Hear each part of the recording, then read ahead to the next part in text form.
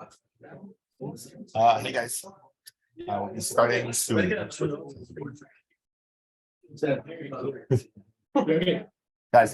We're starting.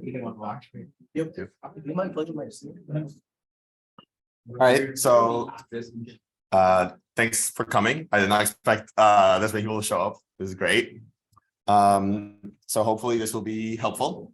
My name is Juan, and I'll be running the Compark 2 cookies and Cram.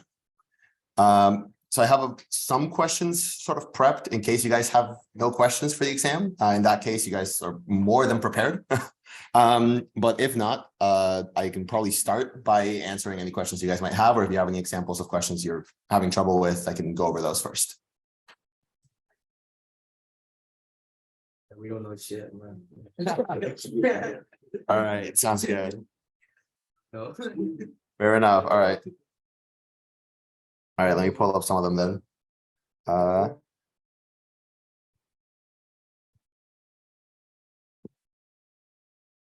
Good one.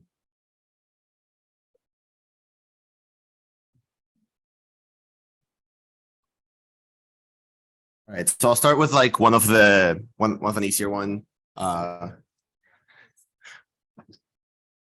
It's an AD conversion. So here, I'll set this up so I can just send it out after. Can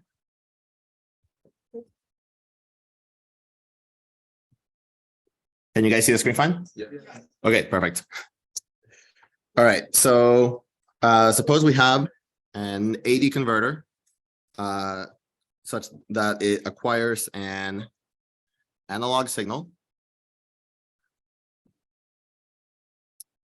of 8 volts peak to peak with a noise level of 10 millivolts and a maximum frequency of 50 kilohertz. So given this AD converter, we're going to try to find first the dynamic range. Second, we're going to try and find the minimum number of bits per sample.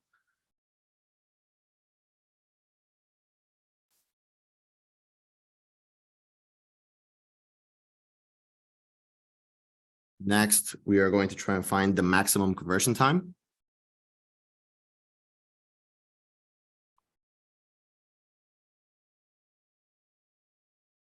And last, we're going to try and find the cutoff frequency.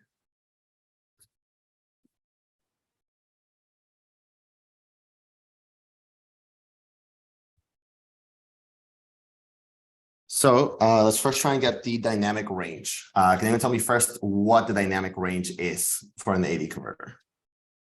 Plus, Sorry? is it plus 8 minus 8? No, so that is the that's a max signal that I can't accept. So what's the dynamic range of it?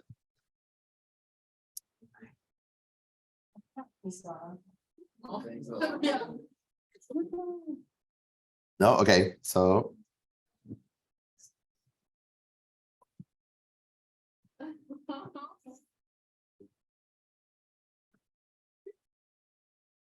right, so back here. All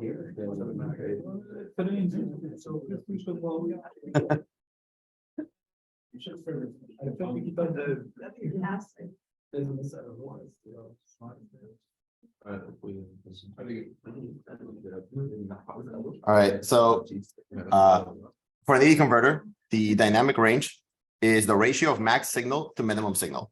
So in this case, our max signal would be the max that we can receive, as we put there. So our 8 volts. So signal, so our 8-volt signal, and our minimum signal. It is the ratio of our max signal to our minimum signal. Yes. So in this case, our minimum signal would be our noise, right? So it would be the 1 volts leading to a dynamic range of 800. Dynamic range is usually unitless. Yes? 8 plus the Because the noise would be your ground signal. So it'd be your like floor.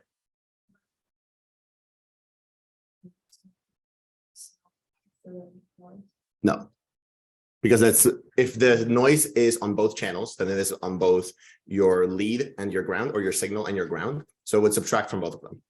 If that were the case, then our minimum, that we would add the 0.01, and we would still have an 8-volt peak to peak. So what we take from this is that it already has it added in.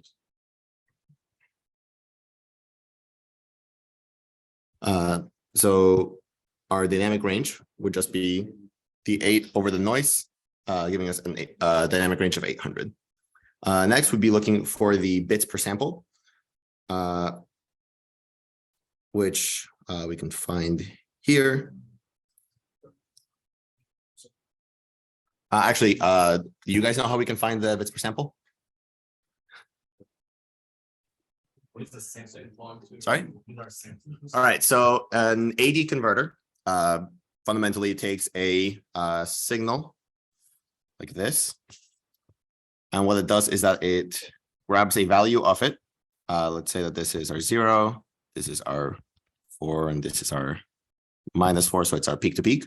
It would grab this value here, suppose that it is 2.1, and it would grab this 2.1 analog and convert it into a sequence. I don't know if this is like the right representation for it. It would convert it into some sequence of like bits to make it be a digital conversion. Okay. So our minimum number of bits per sample is how many bits we would need to represent the largest sample. So the formula for this is actually, we represent it usually with number n, and it is the log base 2 of your dynamic range. So that's what we get the dynamic range for.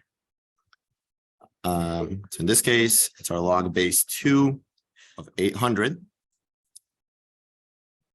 And let me get my calculator out. 200. So that would give us 9.64. Does this look like a good final answer for the amount of bits? Why not? Exactly. So we have to move it up so we can fit all of the bits we need. So we would round this up. So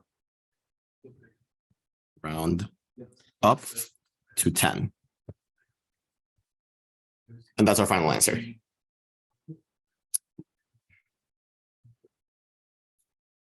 So next we're going to find our max conversion time. Why do we have a max or minimum conversion time? Or in this context, why do we have a maximum conversion time?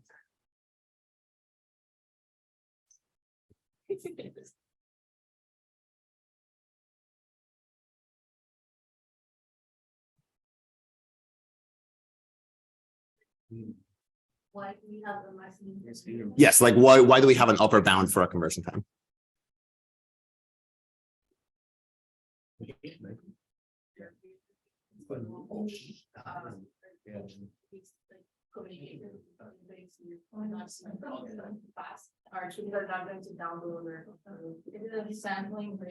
So it's based off the sampling rate.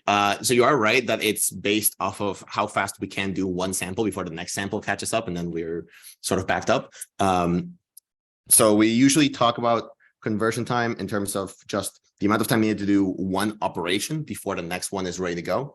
And if we took too long, what we would end up with, going back to the earlier example, if our conversion time was really long and we only converted here, here, here, and like way over here, what that would give us would be a graph that looked like this, which does not really fit the same sinusoid. It doesn't give us the right peaks, doesn't give us the right valleys. It doesn't really tell us the shape of our signal.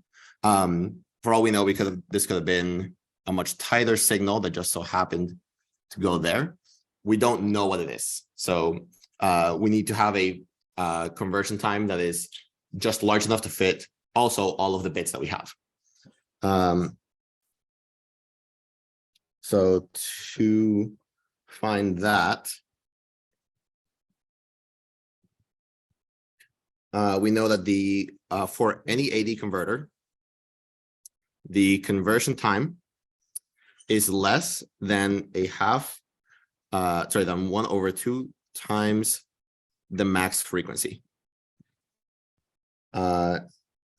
which in this case is 1/2 times 50 kilohertz.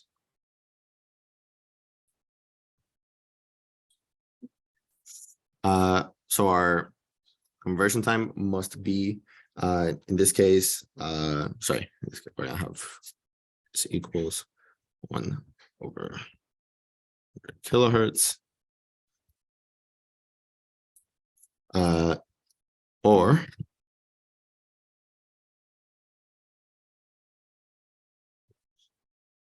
10 microseconds. So this would be our max conversion time. And now lastly, we find our cutoff frequency. So what is the cutoff frequency for a AD converter?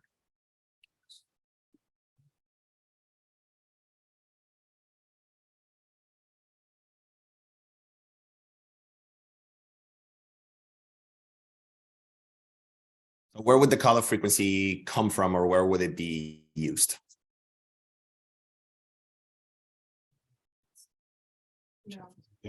Right. So the cutoff frequency would be coming from an anti-aliasing filter applied such that we don't have the issue that was mentioned earlier. So the sort of stair-stepping fashion. We would use a filter to sort of smoothen out the values. But to make sure the values smoothen out properly, we have to put a certain cutoff frequency on it that makes it so that we don't over smoothen and lose a lot of values. So that's anti-aliasing, in which case we'd have a filter with a cutoff frequency that would be, in this case, less than or equal to either our frequency max or half of our sampling frequency. So the frequency of our sample is however fast we decide to sample, or our max frequency. This comes from the Nyquist sampling frequency. In this case, from what we found, since we have a max conversion time, we can determine that it will usually be our max frequency. And so we can just set that to be the 50 kilohertz we were given in the question. So I have a question in the chat. What does the ADCT lesson this mean? That means that the conversion time here, I'll move this over to make it a bit more clear. It means that the conversion time is always less than 1/2 of the maximum frequency. So that's the maximum value that's bounded by. So it'll always have to be less than 1/2 times the max frequency. So that's the largest it can be. Anti-aliasing, it is a communications or signal management term for smoothing out a signal. All right. Do you guys have any questions about the ADC conversion question? Can you go over this last question, like the D? Yeah, for sure. F max and 0.5 F sample? Yeah. So the cutoff frequency is usually at what point are we only dealing with noise, or at what point is the frequency that we're dealing with too high for our filter to really be able to smoothen that properly? And so we're looking for what sort of frequency we should stop at. Like, when does our signal stop mattering? We're lucky in that we know that it's either going to be the maximum frequency that we sample at, which is given to us in the question, or half of the speed at which we're sampling, which comes from the Nyquist frequency rate. In this case, we're not given a sampling frequency, but we already know what the maximum conversion time would be. So it would only ever be smaller than that, so the frequency would get higher. So in this case, we would just take the maximum frequency. Yeah. Let's say we're not given the F max. Is there a way we can find F sample ourselves? Or is that something that's given? No. It'll be something that you would determine through using the ADC. Oh, If we have the minimum conversion time. Yep. How can we find the maximum frequency? If you have the conversion time, how can you find the frequency? From the minimum. I don't think we were given the minimum conversion time in the question. No, it's extra. Oh, I'm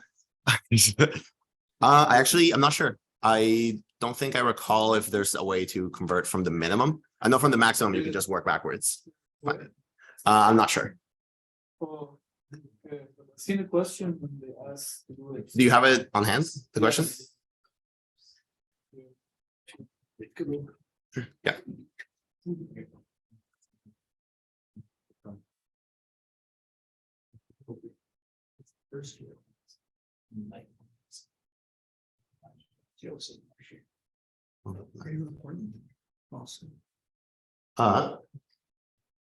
So actually, let me check.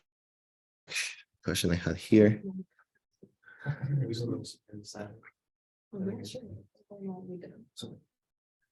Okay, so since it's based off of your conversion time, just in general, you would actually be able to use the same ones for that. So if you have a minimum time that you always have to use, right, you would be able to use the same formula.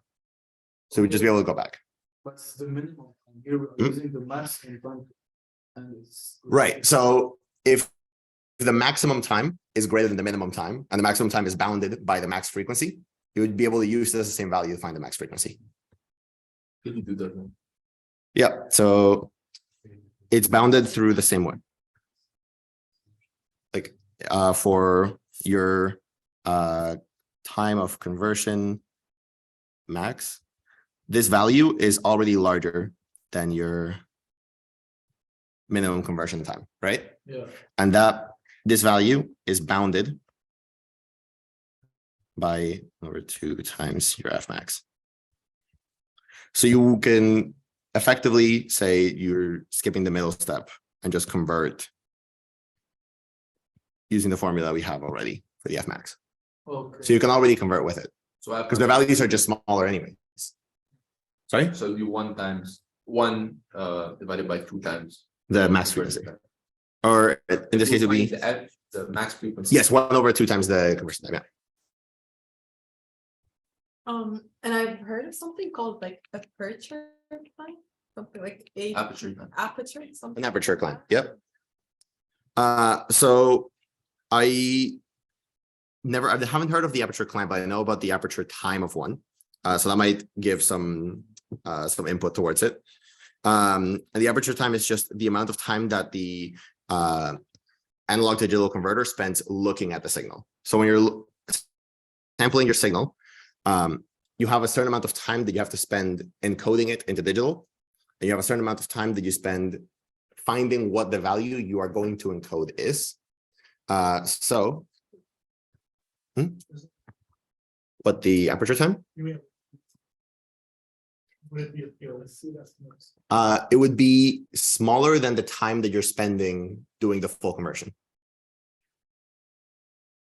I guess, no, what I'm asking is, it's a time period, it's in seconds, it's not. Yes, well, it's an aperture time, like it's measured in time, yes?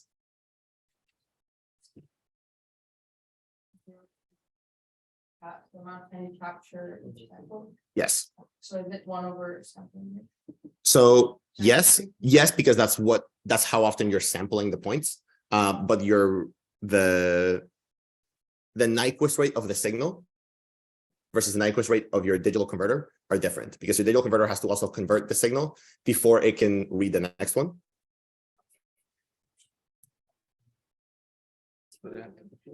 Is that for the sampling one, or that it's the sampling one? Right? That's for your converter.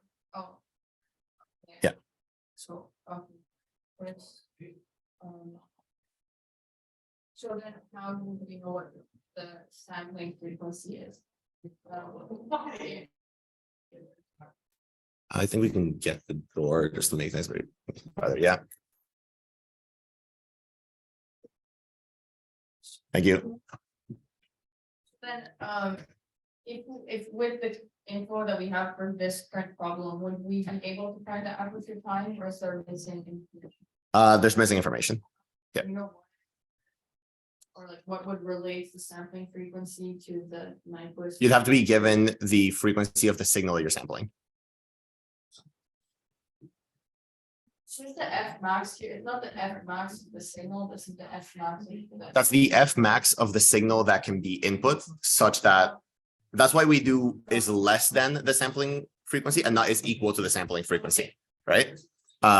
Because if we have this wave right here, for example, the Nyquist rate for this, if this is a period of from here it is 1, you would want to sample at least at these points, right? But if you do, let's say that this takes 0.25 seconds. As soon as we close it, someone comes in, yeah. Maximum frequency that can be read by the converter. Yes, F frequency, the sampling frequency is the Nyquist frequency of 2 times the F max of the maximum frequency inside of the signal. But in this course, are all our signals just single frequencies? Okay. that I received, yes, yeah. This is merging with our signal system. Yeah. It's composed of many frequencies, so F max means something else there. Yep. Wait, can you like? Yes, so I can go over that one more time, yeah. So your aperture time for this frequency, for example, would be 0.25 seconds. If it takes 1 second for the full period. All right. And you got that. You would want to do 1 over 2 times the frequency. Max frequency. Yes, or the max frequency of this. Yeah. Aperture is 1.2 times the frequency. Hmm? Are you talking about aperture? No, so I'm taking the time right now. So the period of this is 1 second. You would want to get at these points so you can build the signal back. It's essentially what you're looking for with your samples. You're trying to build the signal back. So in this case, if it would take you 0.25 seconds to get from this value to this value, that doesn't leave you enough time to digitize the value before you have to read the next one in another 0.25 seconds, right? So if we did that, we would say we're spending this much time on the read. So we're on the sample, and then we're spending some amount of time on the digitizing. But then for us to be able to spend that same amount of read time, notice that this would fall after. So it wouldn't be the proper frequency, which is why we say that we need to have a tighter frequency than the samples, or why for C, our maximum conversion time is less than 1 over 2 F max, because we don't know what the aperture is. So we just say it's less than it. I think I have a question from the chat. Can I repeat D? Yes. So I'll just clean this up so it's not in the way. So the last question was essentially what is the equation in D, which is what is the cutoff frequency of this AD converter? The cutoff frequency in this case is defined by either the maximum frequency of the AD converter or half the sampling speed that we're going at, so that we can properly sample each of them with respect to the Nyquist frequency. So we take the maximum frequency since we're not given a sampling frequency from the signal that we're given. Does that answer your question?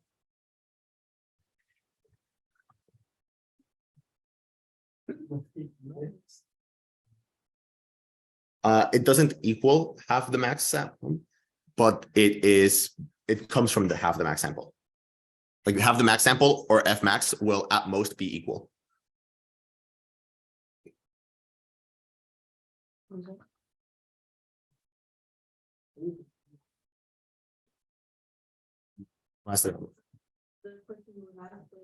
When we did the F sample with sampling frequencies. It will be something that you're given from the signal.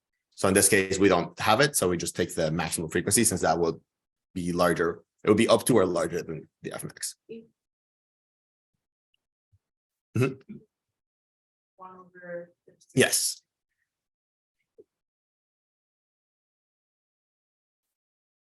So if there's no further questions regarding this question, we can move on to another one, or if you guys have another question, I can go with that. You can. Question 20, right? Yeah. Hmm? Go ahead on question 41. Let's spread outwards. Which one is that? It's the timing diagram that like show you the CPU memory, and then you have to fill in the blanks and like each instance of time. Are you looking for the book? I have some like just old questions I'm trying to. Yeah, sure. So the next question will be a timing diagram question.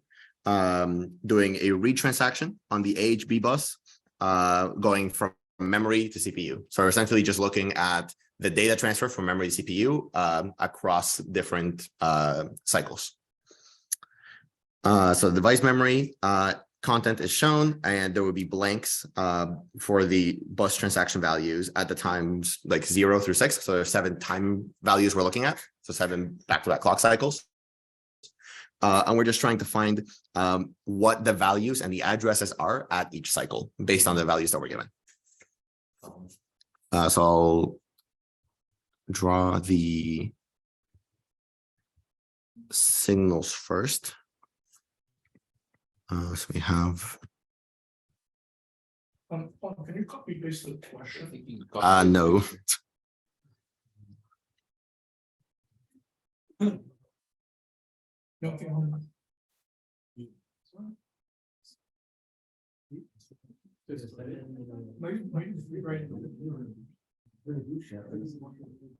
it delayed? Sorry? Is it delayed session? Do you have a, when does this session end? Oh, I don't have a hard cutoff on it. Basically, whenever you guys run Okay. out of questions to ask, I don't have a hard cutoff. It's not. Ideally, not like ideally we'd be out by like 9, like latest. But if you guys keep having questions and I am able to answer them, then I'll just keep going.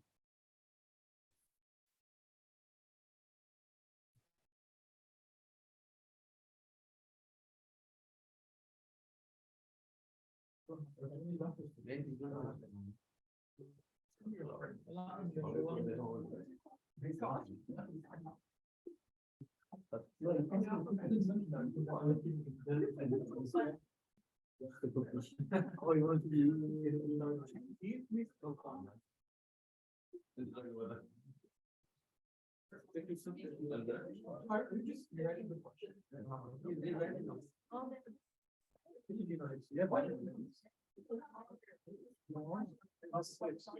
Yeah, good.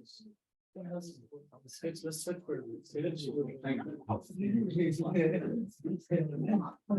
Let me help. Oh, we don't have to do that.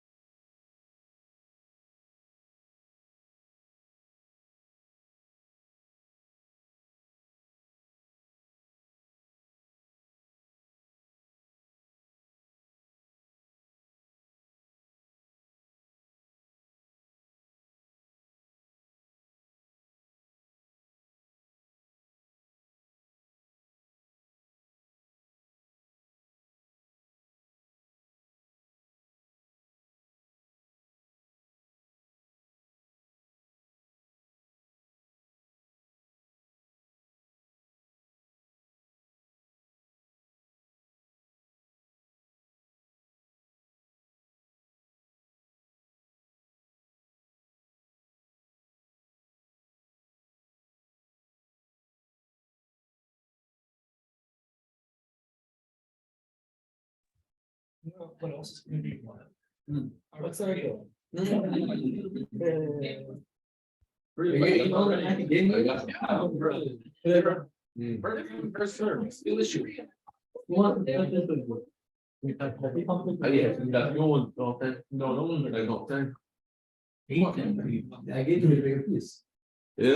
Você já fez uma moça, não? Quanto isso já fez?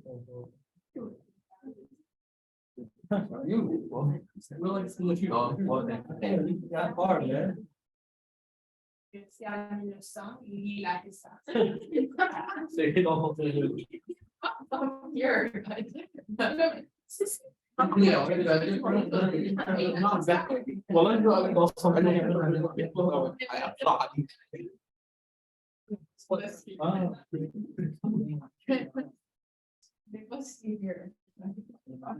Ai, dá no. Mentira, com ele, mas. Eu gostava de tudo.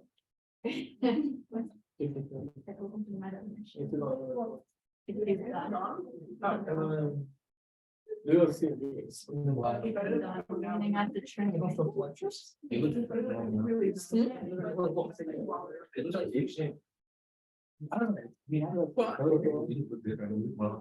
All right. Guys, I'm good to go. All right, are we good to keep going? No, I'm good, thanks. Are we good to keep going? Yeah. All right. So, guys, trying to get back. Yeah, thank you. All right, so for this question, we're given a table of addresses and values. The values are essentially, in this case, they're not sequential, so you wouldn't be able to trace which value is where based off of just the last value. But the addresses are sequential. So we're given that the first two addresses are 00 and 04. The following would be 08, then 0C, then 10, then 14, and so on. the double D or column. Yes. Or the row, yes. So we're given the addresses and what values they have in them. So for example, 00, we're given that has 1, 2, 3, 4, or 1, 2, 4, 5. Or in this case, 4, sure, fine. 04 would have FF78, and so on. I can just pull them from here when we need to reference them because they're not really too relevant for what the solution is. We just have to put them in the right place. The addresses, however, they do go on just like this.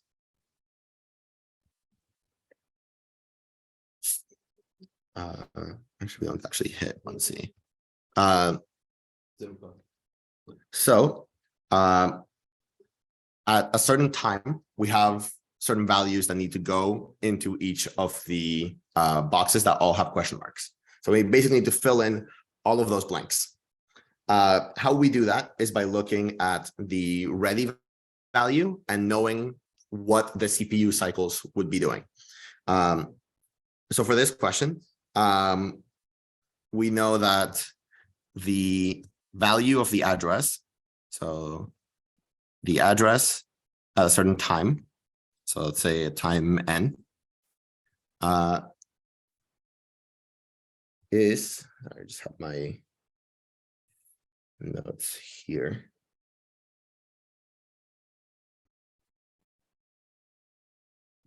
It is, yeah. So the address at time n is equal to the address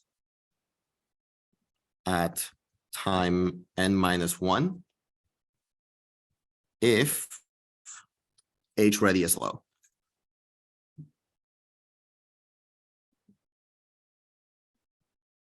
So what does that mean? The h ready value can either be higher or low. If it is low, we don't increment the address. If it is high, what we do is that we say it is the address of the last value plus 4. So we're incrementing it by 4. And all that means is look at the next available memory address. Does this make sense?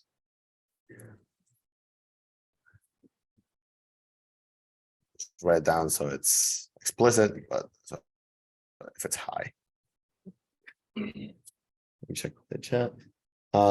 This would have been in the CPU cycles and the CPU address slides. So I'm not sure what lecture or chapter that would have been, but I know this was covered at least in the practice manual you guys have. So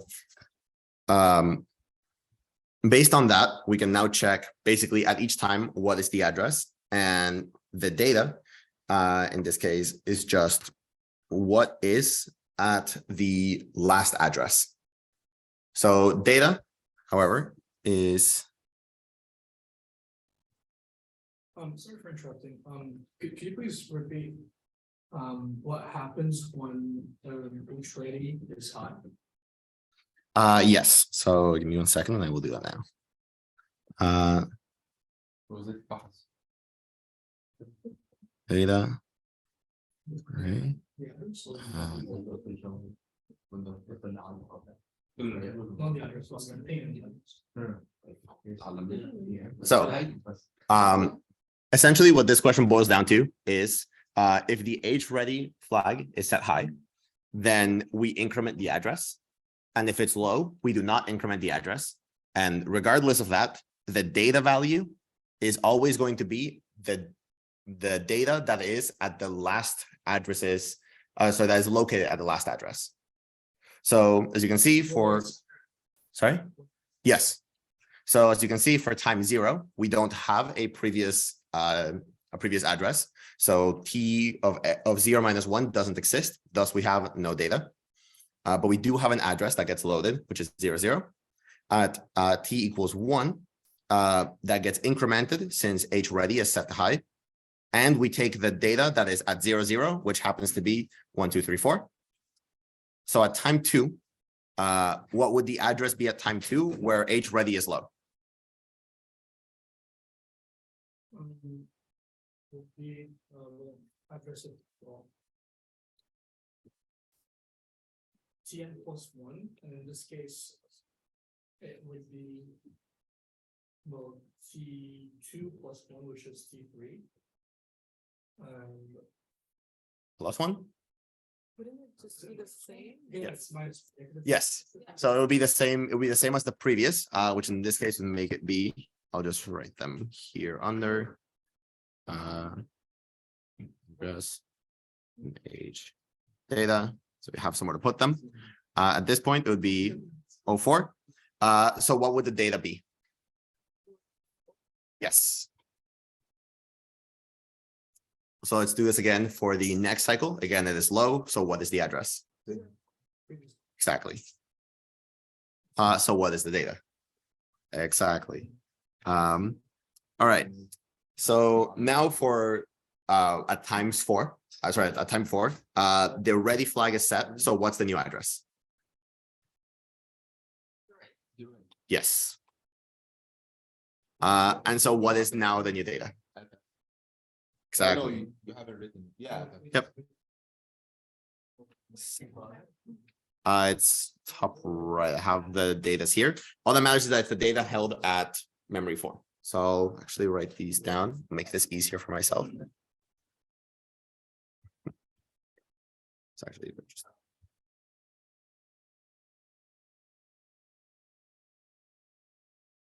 Your values. So for 5, what would be the address? Yes. And what would be the data?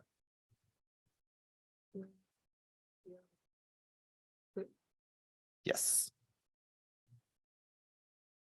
All right. So does everyone follow like where we're going with this and where these have been coming from? All right, great. So again, for 6, it would be increment the last one. So 0, get the value from the last one. So 4. And then for the last value, T7, it would be the same. Yes. However, the data wouldn't be the same because now we have the same address, but different data since we incremented the last one. Yes. And that is all that you would need to find for this question. Does everything make sense, or is there anything that you guys would like me to go over again? That's pretty straightforward. Yes, for that. Yeah. would they know that that was only? Yes, so those would already be given. I just didn't want to write out the full table again, so I just wrote like easier values for me to just keep going with. Yeah. All good. Yep. Yes, I can zoom out so you guys can see everything.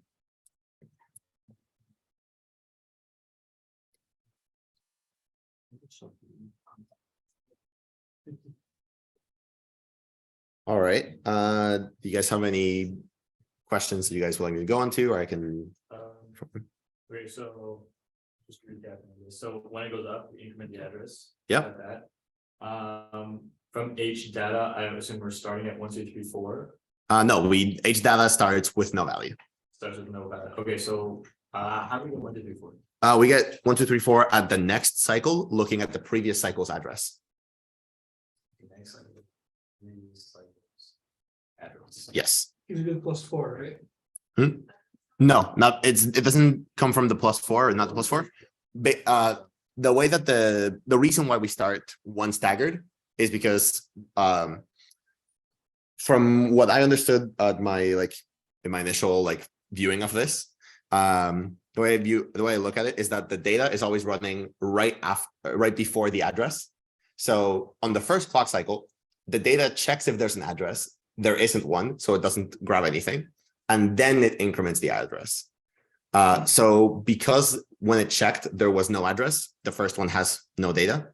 The next time it checks at T1, the data checks what the last address was. It's 0, 0, so it takes that value. So you're always staggered by 1. Okay. Well, I'm 100% sure the 1, 2, 3, 4 comes from. It is just in memory. No. Like the value was from here. Question. Is your initial value? It doesn't have a question, it doesn't have a table. I think it's a given. No, it's one. It's not a Yeah. demo, I mean, off us. Oh, okay, I see. Don't Oh, yeah, yeah, yeah. No, it's definitely not. In this Okay. case, it's 1, 2.5, but like, in this case, it's 1, 2. Okay, that's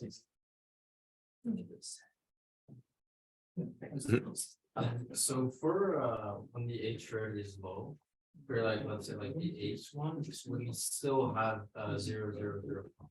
Yes, because it is the last address's value. Go back.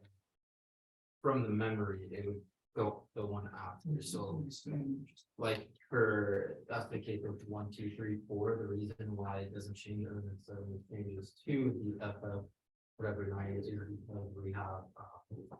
Yes.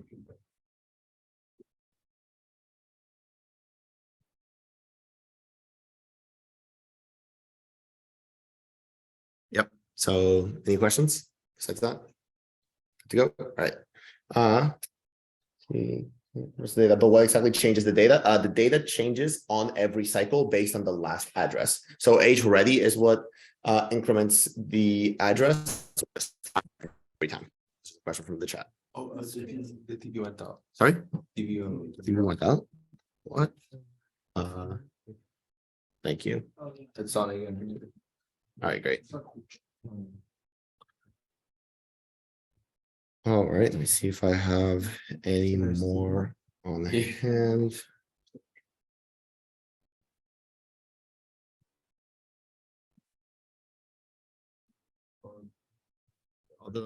Although an easy one.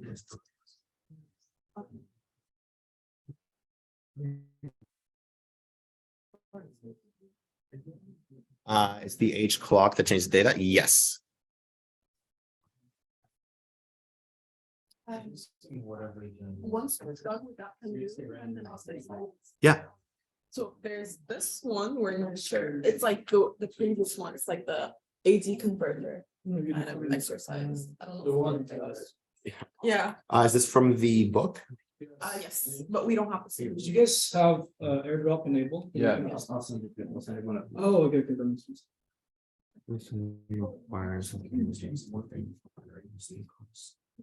I don't know if I have that in the notes I have for this.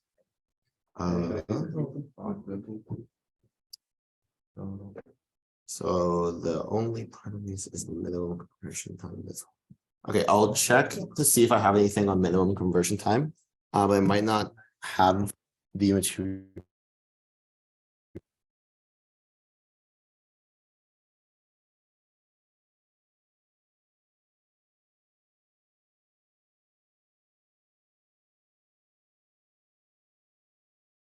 All right, can you guys still see fine? Okay,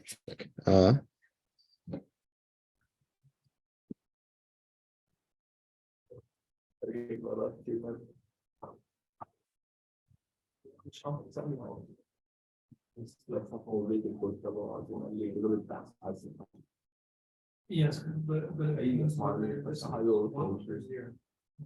Yeah, so when it be ready. Well, that's the data. I was naming. Yeah. I was naming data.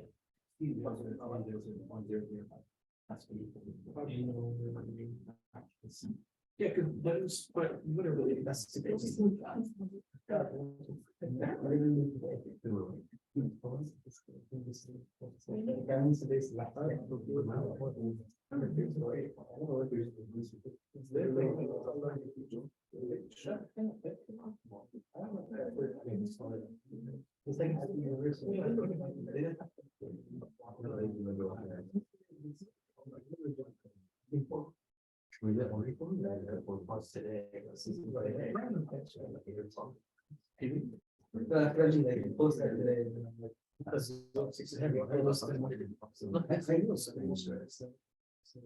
all right, so from what I have in my notes, it would just be the same as the last question. So where it says minimum conversion time, you could use the same as a maximum conversion time and get the same answer. And where it's asking you for the aperture time, that would be based off of the input signal, which since you're given what the minimum conversion rate is, you can just take that one to be it. No, let me get that here. Have it. Think they go over this in the slides for an ADC.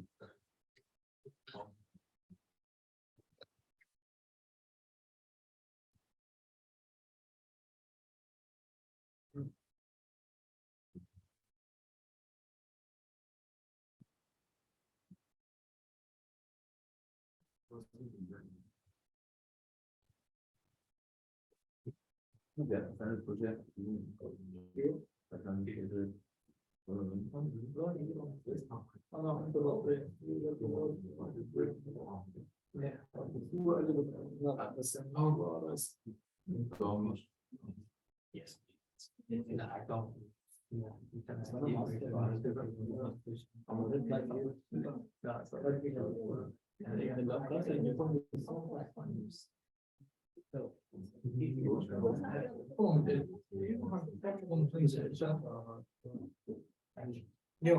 Yes. No, there's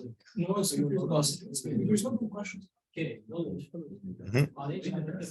You got incrementing 0.4. Oh, wait. Hmm? I was misreading it. Mhm. Yeah. Sometimes it's good to externalize it. No. Very mistaken. I had no idea what you were talking about.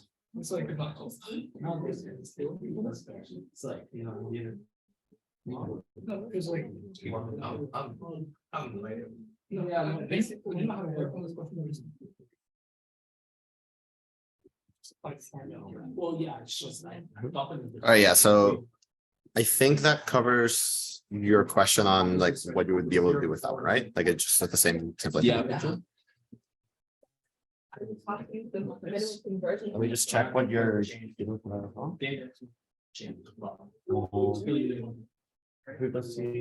For this frequency, less the average of the errors in the sampling, less plus or minus half of the least significant bit. So that would be, there's an error for that.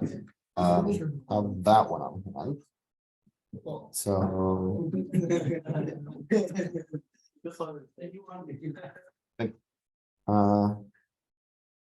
So sad, John. And yes, also minus. So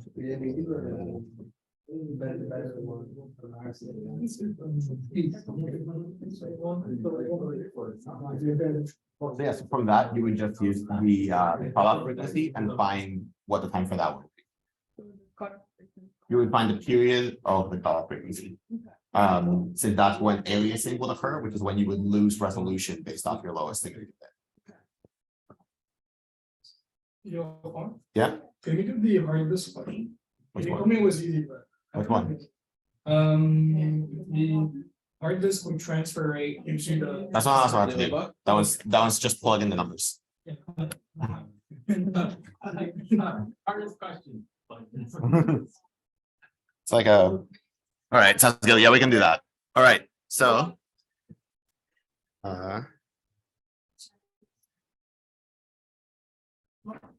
So for the next one, we're gonna do a hard drive transfer question for a hard disk transfer question. So we're given, let's write that down, a hard disk transfer. So we're given that the transfer rate is 15 megabytes per second. Transferring data using a DMA. Our processor runs at 1 gigahertz, so our clock speed is 1 gigahertz, and it takes 1,000 clock cycles to do a transfer of 20 kilobytes. So cycles per transfer is 1,000 cycles over 20 kilobytes. What percentage of the processor time is consumed for the transfer of an operation? So this gives, I think in the practice, this gives multiple choice, but it's easier to just find the solution and then match it to whichever answer is there. So let me get my. So what's the question?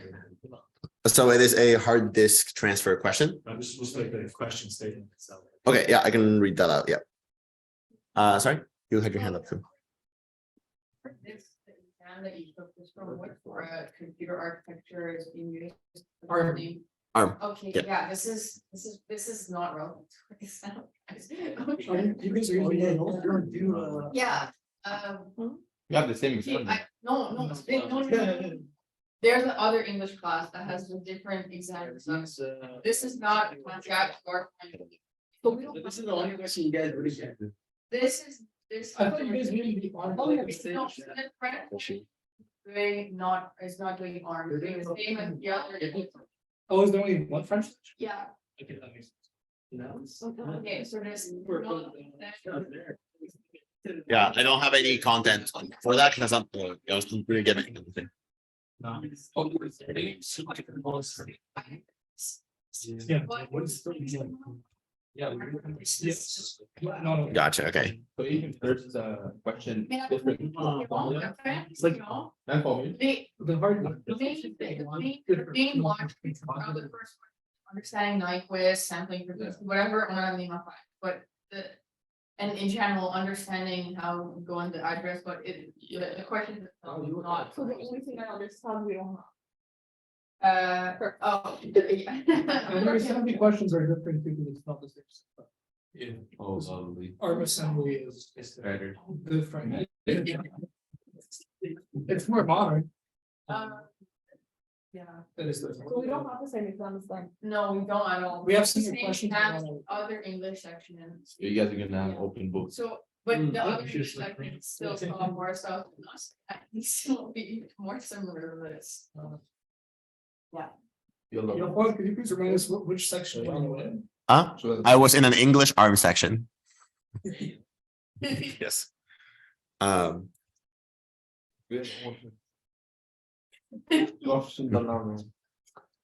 Sorry, guys. No.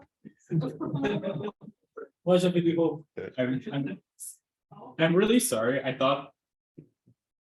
I'm really sorry. I thought there was only the arm section, so we should have maybe made that a little bit more clear. Oh, that's I'd fine. want to apologize for that. No, you're, thank you. It's not your fault for, Ottawa having a confusing. Honestly, anything we can get, even if it's the wrong architecture, is better than we know. It's an important learning lesson for all of us, especially for me. So if we hold this again, we'll try next time to have The thing one is- for both All classes. section might switch to arm in the upcoming year. That's what I was. Yeah, that's thinking. fair. Well, we have practice questions. We We have no solution. Of course, they change it since 20 years ago. Exactly. Exact same thing. Motorola is like a very micro. Terribly sorry for that. That's a mistake on my end. So So which, like, we'll try and accommodate. Oh, They the Cortex. Seven.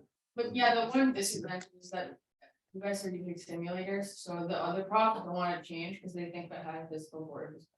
I think this. I mean. Yeah. the worst one.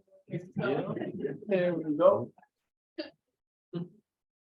Thank you.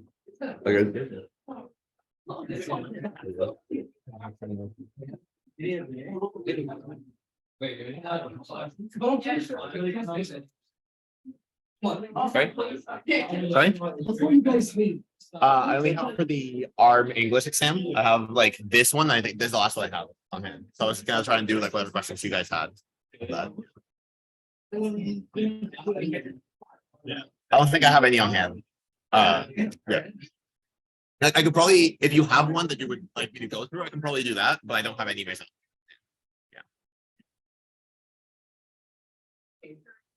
I'll send this down. Yeah, if you have, like, is there chapters? Well, yeah.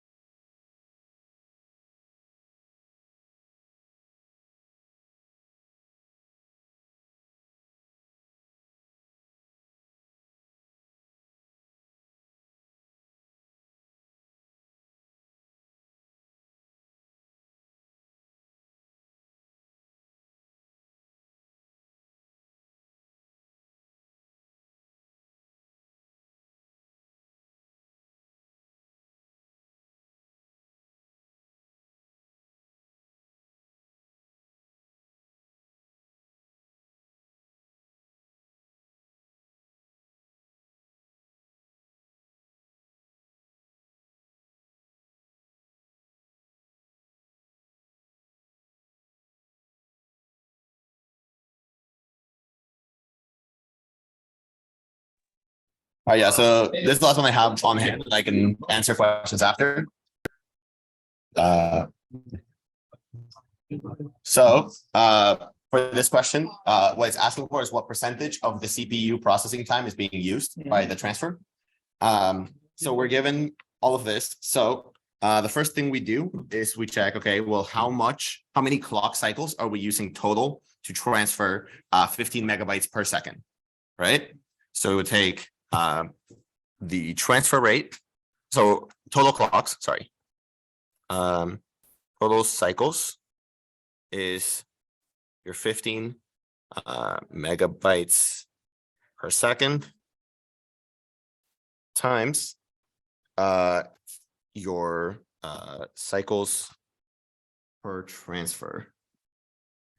So that is 1000 cycles per 2000 kilobytes. So we can cross this off here, and you end up with in this case 15 or 20 cycles per second. Or if we wanted to just convert that to a much nicer unit than megacycles per second.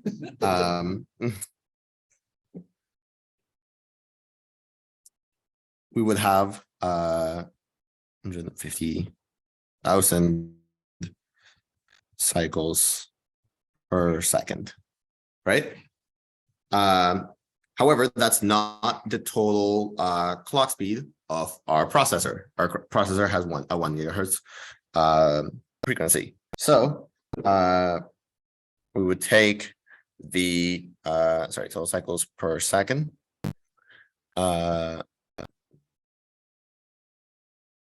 Per second, divide that by the total clock speed.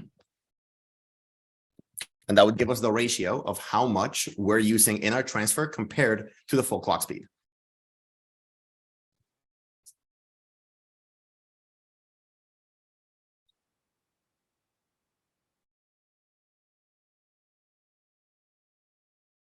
Which in this case, So you consider cycles per second as part of as part of SI units, so you would convert gigahertz to hertz, right? Mhm. Okay. per second, yeah. So that would give us this case. 75 ratio or 0.075% utilization. So I think for the one that was given, it was 10 instead of 15, so it would have been 0.05%, which is one of the given answers. And that's the last one I had on hand that I think would be sort of relevant to all groups. So if you guys have any questions, I can take those. If not, we can sort of build up. I missed the first part of the dynamic range one. Could you cover again, please? Sure. Oh, I'll add a question from the chat. What does that ratio symbolize? It symbolizes the total cycles per second that this operation takes up versus the cycles per second that the processor can do. So it shows the utilization of this transfer on the CPU. Does that answer your question?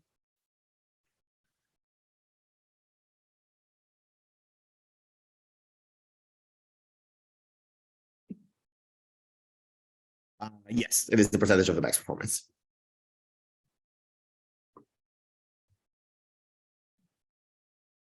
All right, so I'll go back to covering the beginning of the AD converter. So you just wanted me to go over this one more time? Yes, just give me like 2 seconds to copy paste the question on my thing. Sure. I'm assuming you're changing values. Yes. Understandable. The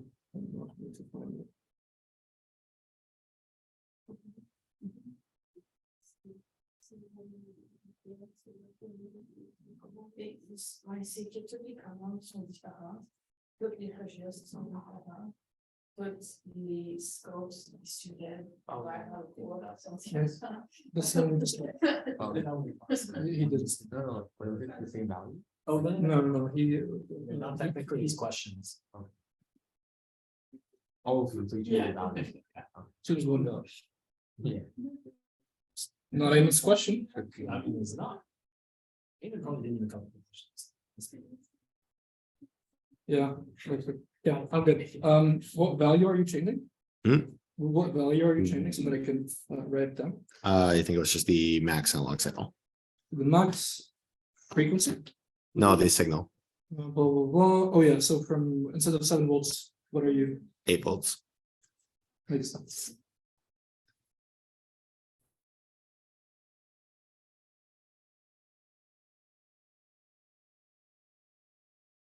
My bad, Yep. sorry.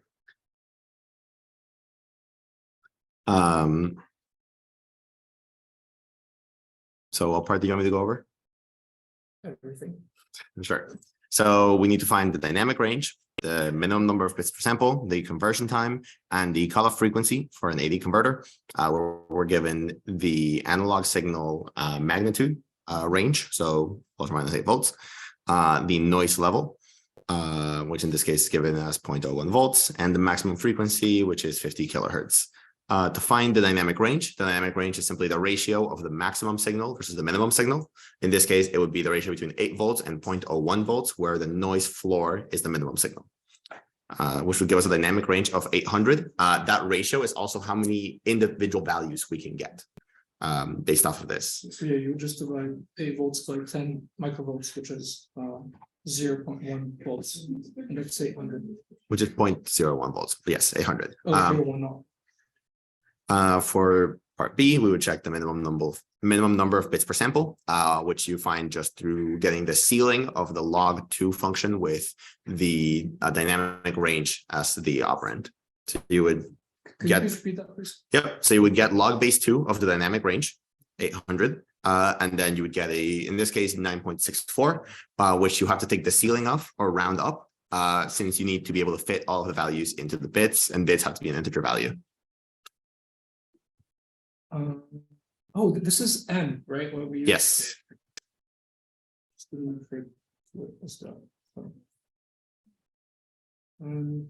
Equals. So log base 2 dynamic range, and that's it. And then you round up, Yeah, new round up, yeah. So in this case, I don't have a calculator. 9.64. So you would round up to 10. Yes. And even if it's like less than, say it was like 9.3, you would still round up to 10. Yes. That makes Because 9.3 would have values that, let's say 9.3 corresponds to 7.7 volts, then anything between 7.7 and 8 volts, you wouldn't be able to store, Yeah, that makes sense. right? You also wouldn't be able to have an integer value for it. So let's say that a 9 corresponded to a dynamic range of 750. That would mean that 7.5 volts is the highest value you would be able to store. So you would need to always go up so that you can always store up to your max value, at least. Yeah, that makes sense. Like you're being conservative, Mhm. because otherwise you would not be able to store it. Next, we have the conversion time, which is simply less than 1/2 times the max frequency. This comes from the Nyquist principle of sampling. So just do 1/2 times the 1/the Nyquist frequency, or 2 times the frequency, which in this case gives us 10 microseconds as the conversion time. And of course you would convert the frequency from kilohertz to hertz. Well, no, you would take it down to seconds because you're looking for a time, not a frequency. No, so sorry. I mean, in the formula itself, the denominator, it's 2 times the maximum frequency, right? Yes. Yeah, okay. So, but you would not do like 50 kilohertz. It's a unit, so there would be no issue with using the prefix. I'm sorry, I'm just asking like in the formula itself. I know like as long as you're consistent with your math, it doesn't matter. Yes, it wouldn't matter if you did 100 kilohertz or 100,000 hertz. What's the answer? I don't have a calculator. 10 microseconds.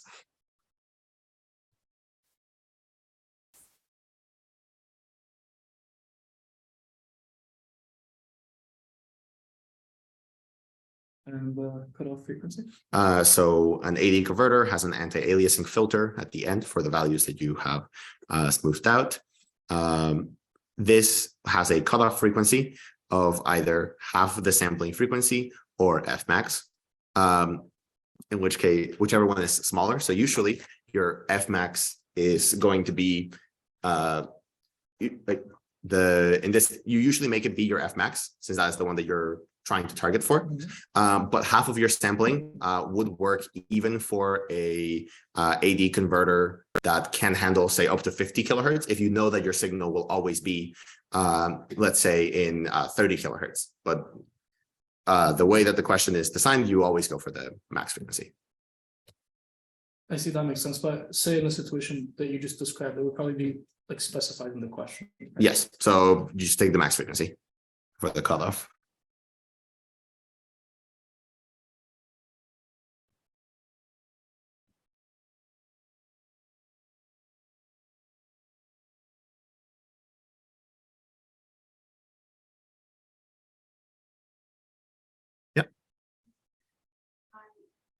aliasing Yep. is at the end of the AD converter. I have that here, so I can check if it's exactly at the end, but I know it's part of the AD converter. Like there is an anti-aliasing filter. What that filter is doing is to have a smooth curve after doing the AD conversion, but I thought that if we're doing analog to digital, it's going to be like squares. Or Yes, sorry. The anti-aliasing filter goes at the beginning to smooth out the signal from the noise. So you're right. I just pulled up my notes here. The anti-aliasing filter comes at the input of the analog digital. the input. Yes. Okay.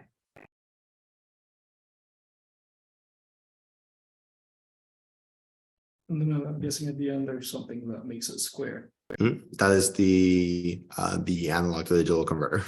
Well, within the analog to digital converter.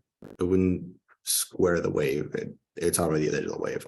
You would have like a rising and a settling time. Yeah. Oh, okay. I confused it with something else. Never mind. Yep, I'm good. Thank you. Sounds good. So those are the ones I have that I can do. If you guys have any other questions that I could go over, if not, can end it here.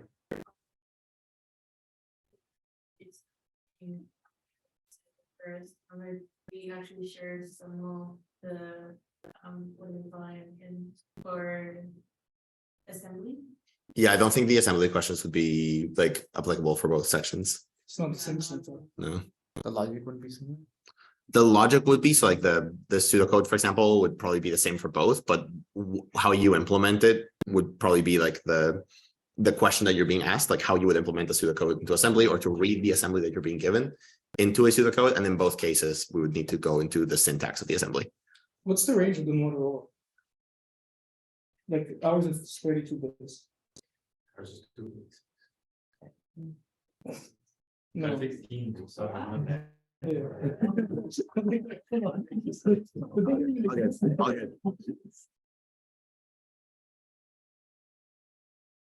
We have 64K addresses. Oh, yeah, but we probably just don't like. Sure, if there was a translate pseudocode to assembly, I think that's like the only type of question we would have similar. Everything No, else, just it won't be. like the whole structure of the course. Yeah. Do we have the same flags? Like carry, overflow, negative? Yeah, we have, oh, we those actually. I don't know if I have any on hand. If you guys have any. Sign or any questions that would add last minute. Wow. Was it already like submitted and due? So it's not like a currently open one. Yeah, if it's an open assignment, I can't do the questions. Well, no, like it's serious though. I have to look at something and then. Oh. Wait, oh, yeah, no. Oh, you sure? No.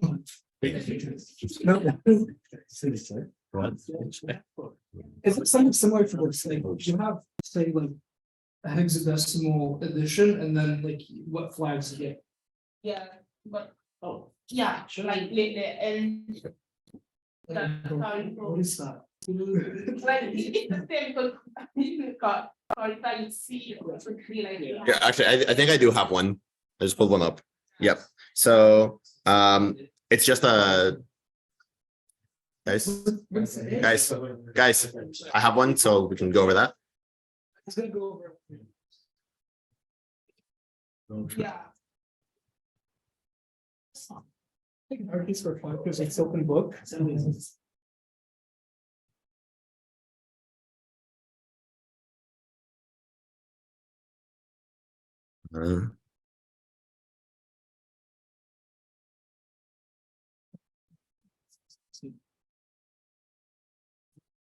I won't remember, so like some. All right, so yeah, so the question I have is simply add this, and then whatever the result is, check what flags would be set from the operation. So if you want to convert this to an assembly question, I know at least on the ARM, it would be add the first value and the second value, and you would check what flags that sets. Just to make sure we're on the same page, what's the A flag that I saw in your paper? It's not in the register. Oh, it's the name of the register. Okay, Yeah. okay, we have the same flag. Let me navigate myself. I'm sorry. Okay, let me just keep going. Yeah, of course. Right, thanks. Yeah. So this would add up to So that one F from E. an F.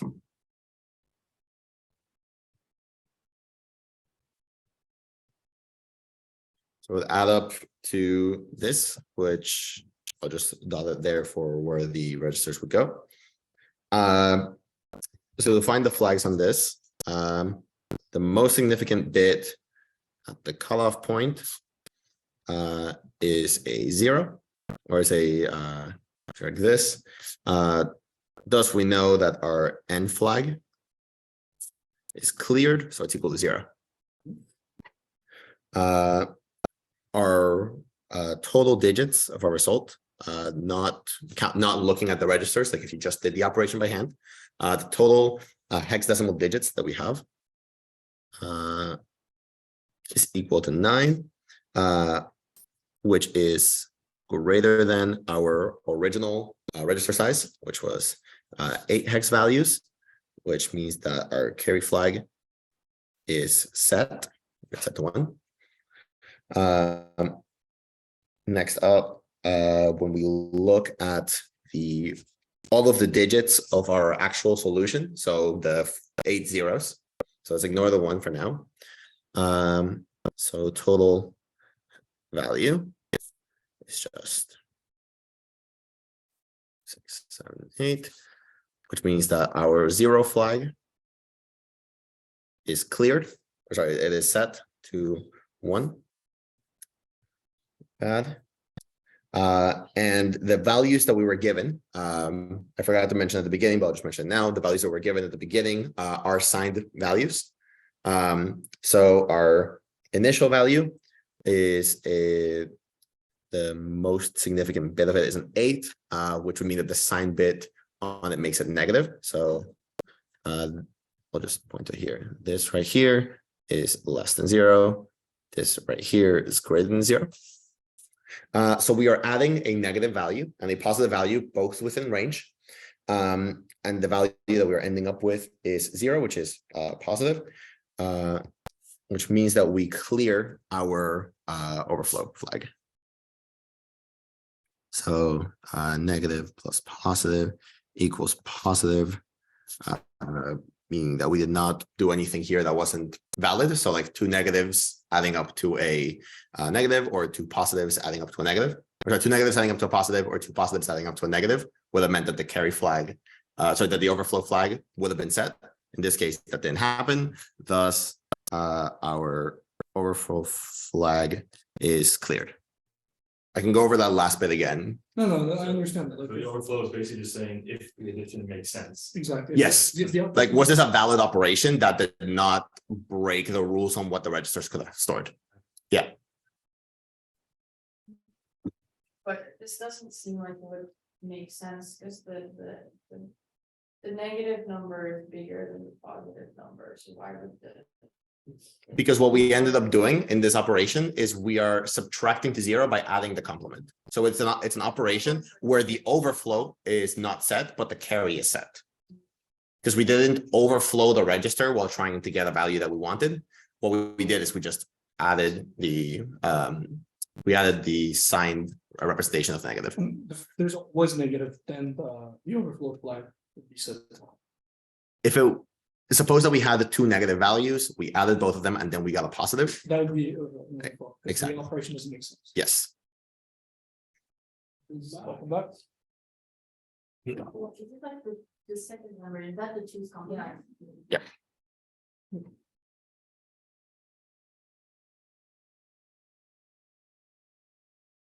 All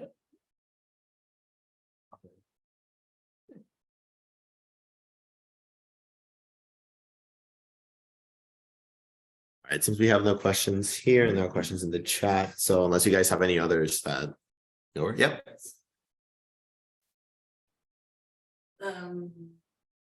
If we were to do like the 1's complement of 0 and add 1, would we have like something like a carry? For that operation? Cause it's basically, what we're trying to do with her is that we're trying to do choose complement of all zero is going to be like zero also. But if you do like the one complement first and then add one, I feel like there's going to be like one, the carry. Well, in that situation, if you added, for example, 1 to all Fs, which would be the one's complement of 0, all that would do the same thing represented as 1 minus 1, right? Because the minus operation would give you the 2's complement of 1, which would be the 1's complement of 0.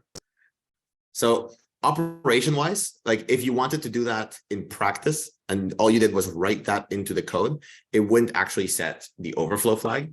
It would set the carry flag. Because since it's signed numbers, you're adding negative, you're not adding a positive. If it was unsigned, in that case, you would have it. But an unsigned operation wouldn't have the carry. I'm not sure if that's the case for you, but could be both. Normally fun.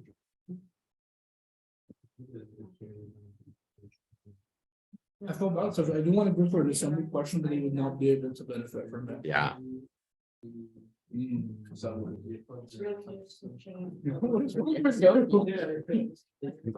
All right, so it doesn't seem like we have any further questions, so I think that's a good point to close it up. Assembly question.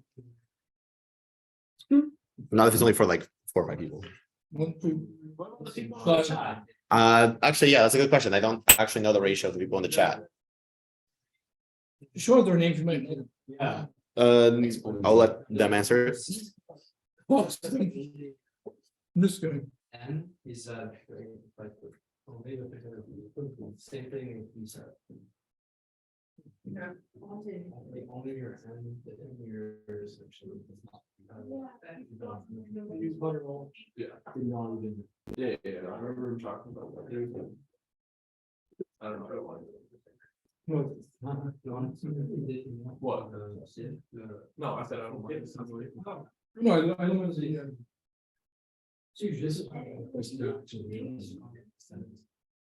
Yeah, sure. Do you have those? Am I getting? I can drop through the entire. We already asked. So we asked. We haven't heard anything back from the online group. Can we still go? Because like we're pretty much done. They don't have it. We're pretty much done. And like, well, do you guys have any questions? I'm looking right now. Maybe more of what, we had some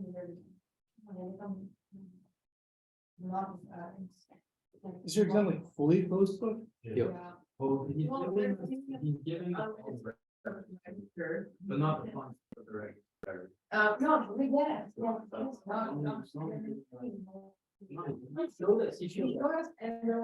The second stage, the census. Before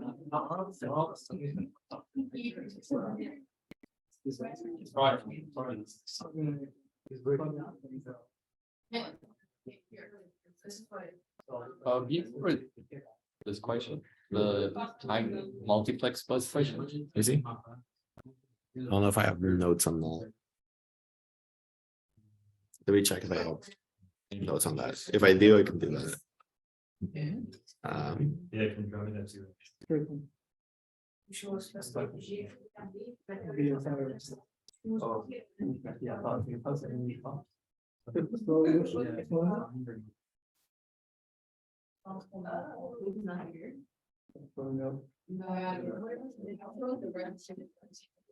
Okay, so actually I do, so I can go over that if you'd like. Actually, let me write it down first, just so I can do the whole thing. Yeah. All right. Right, so I'll be doing. I got a question on the I got a question on a time multiplex bus and finding a data rate. So I'll do that one next. So for a time multiplex bus. Guys, please, he's Yes. going over. Yeah. So for a time multiplex bus with a frequency of 100 megahertz or 100 million hertz. With a data width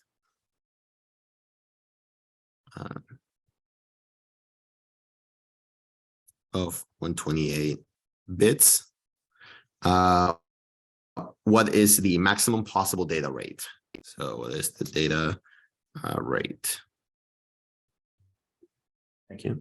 It's given us a multiple choice, but I'll just go through and find the solution without knowing what the solutions would be. So the data rate is equal to the width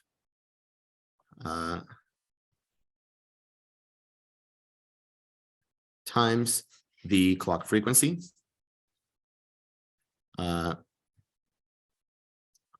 times the conversion of bits to bytes, which is which is in this case is 1 byte per 8 bits.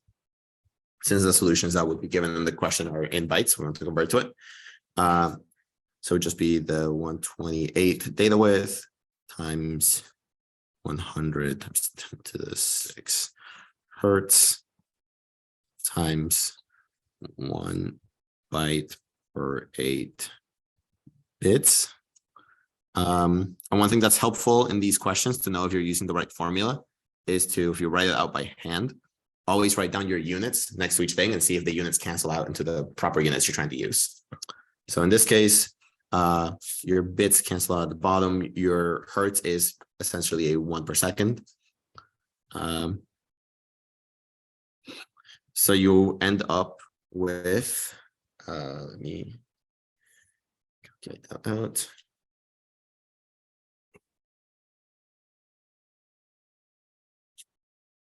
End up with 160 million bytes per second, or 160 megabytes per second. Is that one of the answers? Yeah. 160 megabytes. Okay, so this is how you would go through solving it. Let's just plug in the width, clock frequency, and conversion from bytes to bits, or from bits to bytes.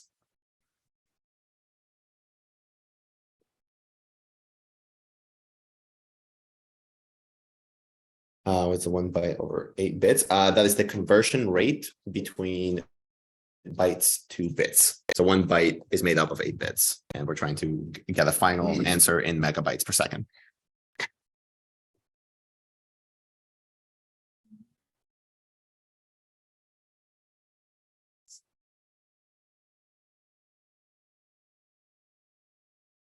We had a question in our prof couldn't really answer. How to do with pulse width modulation. Yep. So I just kind of threw this into Google Translate here from translating from French to English. So it says, write a sequence of instructions to program channel 0 of the pulse width modulator to emit a waveform with a duty cycle of 50% and a frequency of 100 kilohertz.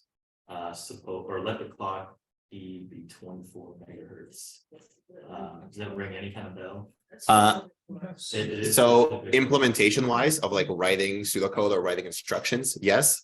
Finding the values or the rates for the clocks, like that is, I think, like used in both, but actually like figuring out the instructions is Yeah, so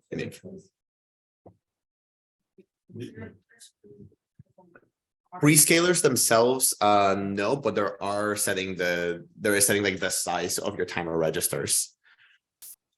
Okay. It's like I know what you're talking about, but I don't know how I would be able to explain it for both. okay, because we like you can